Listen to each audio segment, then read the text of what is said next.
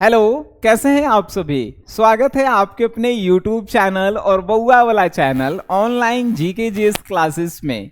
आज की यह क्लास जो है आपको हिंदी में 15 नंबर दिलवाएगा। अब कहेंगे सर कैसे दिलवाएगा, तो आइए हम आपको पहले बताते हैं कि हम लोगों ने जो है हिंदी और इंग्लिश को 7 दिनों में समाप्त करने के लिए एक सीरीज आपके लिए स्टार्ट किए थे और उसका 5वां दिन है। 5वें दिन में आप क्या आज पढ़ रहे हैं, तो हिंदी के दीर्घ उत्तरीय प्रश्न जिसे आप इंग्लिश में लॉन्ग क्वेश्चन आंसर कहते हैं, और उसको कैसे लिखना है, कैसे याद करना है, कौन कौन से क्वेश्चन इंपॉर्टेंट हैं, इन सभी चीजों पे जो है हम लोग बात करेंगे। तो आज के इस क्लास में आप लोगों का हार्दिक स्वागत है और 15 नंबर आज आप लेके जाएंगे, क्योंकि जो भी क्वेश्चन हम बताएंगे या तो ये तो आपके सेंटअप एग्जाम में आएंगे ही आएंगे, भाई बोर्ड एग्जाम में भी आने की संभावना रखती है कि नहीं। तो ये 6 क्वेश्चन है, पहले आप इसका स्क्रीनशॉट ले लीजिए और उसके बाद 6 क्वेश्चन ये हैं, इसका भी आप एक बार स्क्रीनशॉट ले लीजिए, फिर हम लोग आगे बढ़ते हैं। ले लिए सर, वेरी गुड।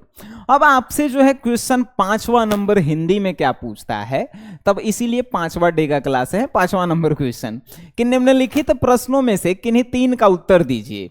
यानी बोर्ड आपको 6 क्वेश्चन देगा और कहेगा कि इनमें से कोई 3 प्रश्न आप बना दीजिए, 15 नंबर आप घरे लेके चल जाइए। ठीक है, तो आपको घरे लेके आना है, लेकिन आपको पता रहे तब तो। देखिए पहला क्वेश्चन आपसे पूछा है, कला कला के लिए सिद्धांत क्या है।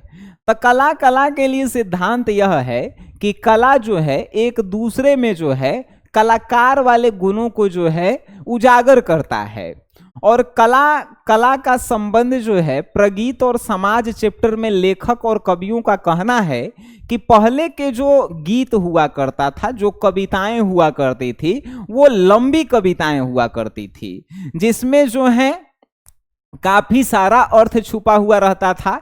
लेकिन वो कविताएं अब लोग पसंद नहीं करते हैं, वो कविताएं पढ़ते हैं तो लोग उब जाते हैं। इसीलिए जो है अब उनके जगह पे प्रगीत यानी कि लिरिक्स यानी कि छोटी छोटी कविताएं आती है, जो छोटी कविताओं में ही जो है अनेक अर्थ छुपे हुए रहते हैं। तो यही जो है कला है कि बड़ी सी कविता को जो है छोटा बनाकर लोगों के सामने प्रस्तुत करना ही जो है कला में सिद्धांत है। बात समझ में आई तो बोलो हाँ। देखिए कितना आसान था, मजा आया कि नहीं आया। और नेक्स्ट क्वेश्चन अभी बताते हैं। नेक्स्ट क्वेश्चन है कि जूठन शीर्षक आत्मकथा का सारांश लिखिए। नहीं लिखेंगे, इसका मतलब आप हमसे नहीं पढ़े हैं। जूठन शीर्षक कविता का सारांश कैसे लिखेंगे, तो जूठन शीर्षक जो आत्मकथा है वो ओम प्रकाश वाल्मीकि जी द्वारा लिखा गया है अपने जीवन के ऊपर।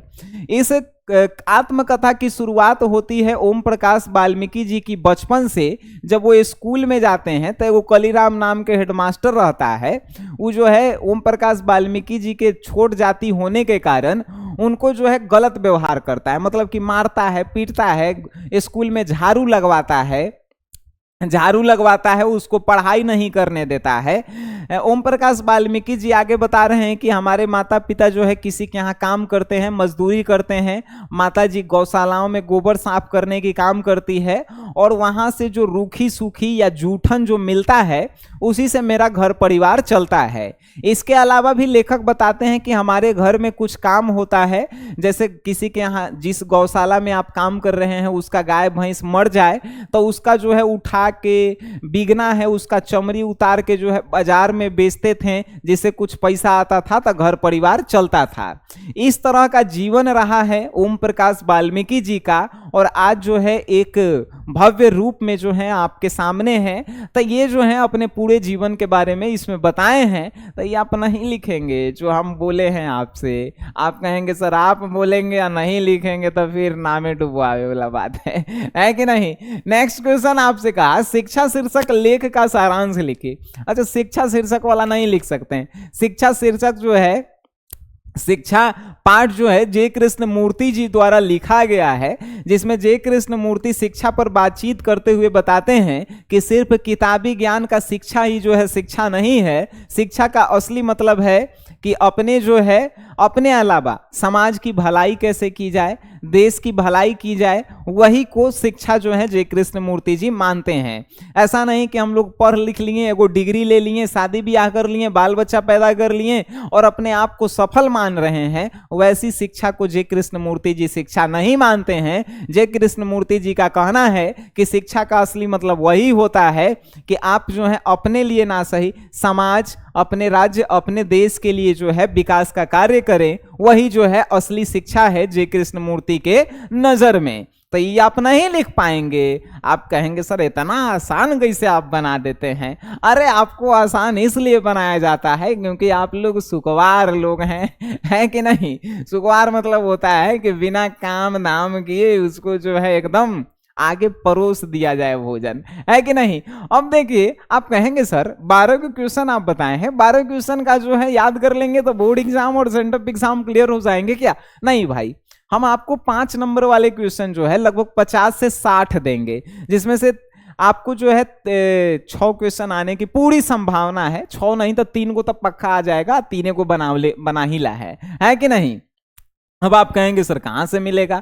अगर आप एक भी रुपया आप नहीं मुझे देना चाहते हैं, मेरे YouTube चैनल पे एक एक चैप्टर हिंदी का जो है वीडियो बनाया गया है, मतलब पढ़ाया गया है, उसका ऑब्जेक्टिव कराया गया है, उसका सब्जेक्टिव कराया गया है, आप बिल्कुल फ्री में देख सकते हैं, है कि नहीं? अगर आप चाहते हैं कि नहीं सर आपको जो है कुछ गुरु दक्षिणा दिया जाए, तो बस ज्यादा नहीं चाहिए, 49 रुपया जो है आप हमें दीजिएगा, आपका जो है हिंदी और इंग्लिश में 200 में 200 नंबर की तैयारी हम करवाएंगे, मात्र 49 रुपया में। 49 रुपया कितना है? एक वैल्यू जानते हैं क्या है? एक वैल्यू है कि शाम के जो है 2 अंडा के रोल खाएं और सुबह में उसको निकाल दिए, 49 रुपया खत्म हो गया। लेकिन आपको जो है हम हिंदी इंग्लिश में 200 में 200 नंबर ला के देंगे। बात समझ में आ रही है? अरे गर्दा गर्दा। नेक्स्ट क्वेश्चन है कि हार जीत शीर्षक कविता के भावार्थ लिखे। अच्छा, आप नहीं लिख पाएंगे ये हार जीत वाला, तब फिर हमरो पढ़ावल बेकार।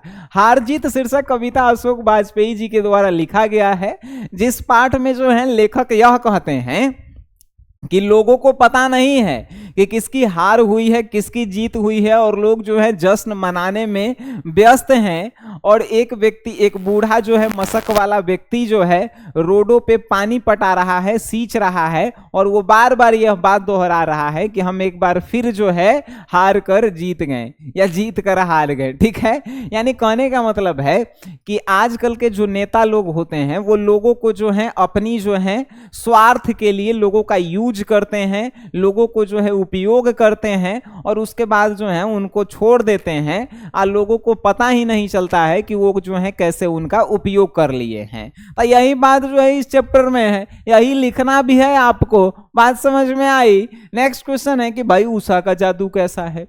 कैसा है उषा के जादू? तो उषा के जादू जो है जब सूर्य उगते हैं तो उगने से पहले जो है आकाश का कलर जो है नीला दिखाई देता है। आकाश का कलर जो नीला दिखाई देता है वो अपनी ओर जो है लोगों को आकर्षित करता है। यानी आकाश का कलर जो नीला होता है सवेरे सवेरे का, वो कितना देखने में सुंदर लगता है, उन लोगों को अपनी ओर आकर्षित करता है। तो जो चीज अपनी ओर आकर्षित करे तो उसे ही तो जादू कहते हैं। तो उषा का जादू कैसा है? तो प्रातः काल नभ, यानी आकाश का कलर जो लाल होता है वो अपनी ओर जो है लोगों को आकर्षित करता है, उसे ही जो है उषा का जादू कहा जाता है कि नहीं? चुंबक है, चुंबक में लोहा इतना दूर रखें तो धीरे धीरे चुंबक खींचेगा, तो कहेंगे लइकन कहता है नहीं जादू हो रहा है, तो वह तो जादू है। उषा जो है लोगों को अपनी ओर सुबह में खींचता है कि नहीं? नेक्स्ट क्वेश्चन है मेरे भाई, प्यारे नन्हे बेटे को शीर्षक कविता का भावार्थ लिखिए। नहीं, जो लिखेगा नामो डुबवाएगा। प्यारे नन्हे बेटे को जो है कौन लिखा है? विनोद कुमार शुक्ल जी लिखे हैं। और इसमें क्या कहे हैं? तब मेरी बिटिया जो है मुझसे प्रश्न पूछती है कि नहीं, बिटिया से हम जो है प्रश्न पूछते हैं कि बताओ बिटिया लोहा कहाँ कहाँ है?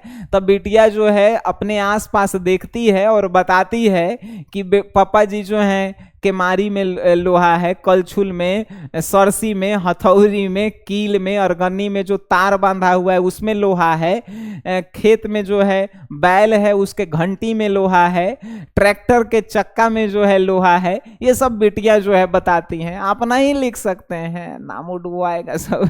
6 क्वेश्चन में से कौन सा रहा आपको नहीं याद हुआ?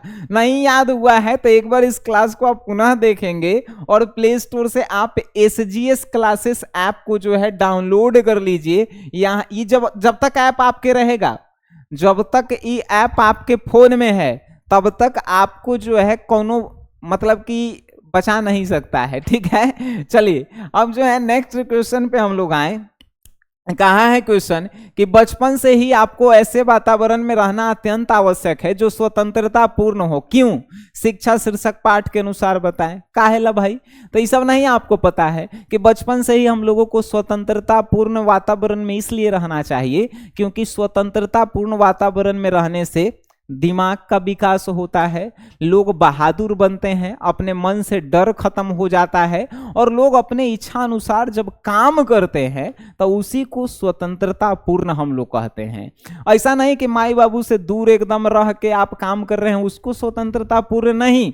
जब आपके माता पिता आपको आपके मर्जी के अनुसार काम करने देते हैं उसे स्वतंत्रता पूर्ण कहते हैं। बात समझ में आई तो बोलो हाँ, ठीक है। नेक्स्ट क्वेश्चन है कि डायरी की इन अंशों में मल्लेज की गहरी संवेदनाएं घुली हुई है, हंसते हुए मेरा अकेलापन पाठ के आधार पर प्रमाणित करे। ये क्वेश्चन जेकरा से नहीं बने नाम डुबवा देना। सब कह रहा है भाई कि डायरी अंशों में जो है मल्लेज की गहरी संवेदनाएं इस तरह छिपी हुई है क्योंकि मल्लेज जब अकेले रहते हैं तो वो अपने प्रत्येक दिन की जो है जो कुछ अच्छी बातें होती हैं उसे डायरी में लिखा करते हैं।